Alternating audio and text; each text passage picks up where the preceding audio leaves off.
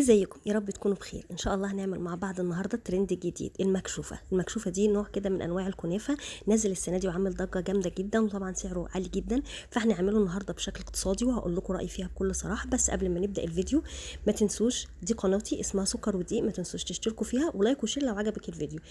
وطبعا انا في اخر الوصفه انا هقول لكم رايي فيها بكل صراحه. ويلا نبدا. بسم الله الرحمن الرحيم. اول حاجه هنعملها، هنجيب كنافه نص كيلو.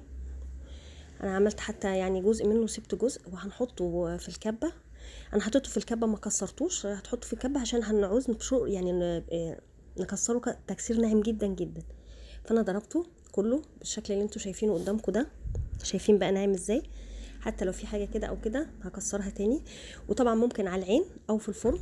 انا بحطها في الفرن، بقيد عليها الفرن او الشوايه، وبقعد كل شويه بطلعها زي ما انتوا شايفين كده. انا ما حطيتلهاش لسه اي مواد دهنيه خالص، بطلعها اقلبها وارجعها تاني الفرن لحد ما تاخد اللون اللي احنا عايزينه.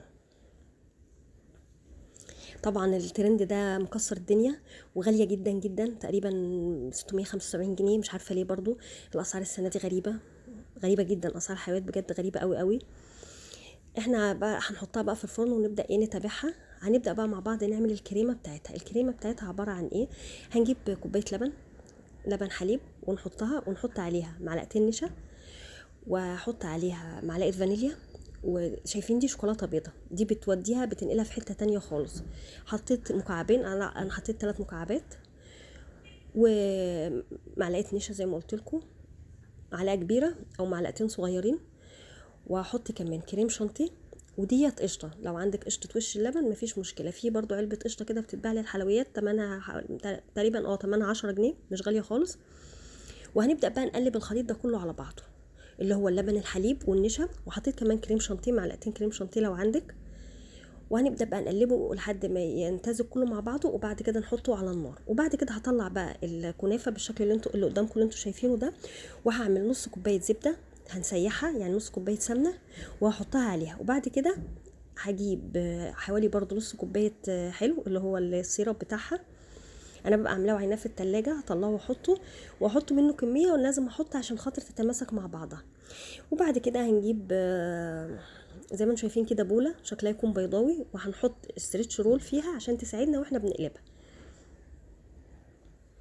وهنبدا بقى نحط الكنافه، نرصها كده في الجناب. انا حاطه في النص كوبايه عشان هي مفتوحه من فوق، فانا مش عندي القالب اللي هو فيه في النص كده، اللي هو قالب الكيك اللي فيه طالع فيه في النص حاجه زي الكوبايه كده. فانا جبت البوله وحطيت الكوبايه في النص، وهعمل الكنافه حواليها. هضغطها جامد جدا عشان اتاكد انها مش هتفك. اهو اضغطها بالشكل اللي انتوا شايفينه ده. وبعد كده بقى هجيب الكريمه بتاعتنا اللي احنا عملناها، ومعايا حوالي ربع كيلو فراوله غسلاه ومقطعاه كويس، واحطه فيه واقلبه.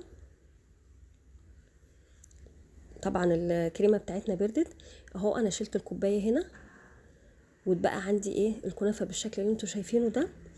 هجيب بقى الكريمه بالكنافه واحطها فيها. معلش، الكريمه بالفراوله. ويا ريت طبعا نكتر الفراوله شويه، لان اللي عملوا الفيديوهات بتاعتها قالوا ان الفراوله فيها قليله غير الاعلان خالص.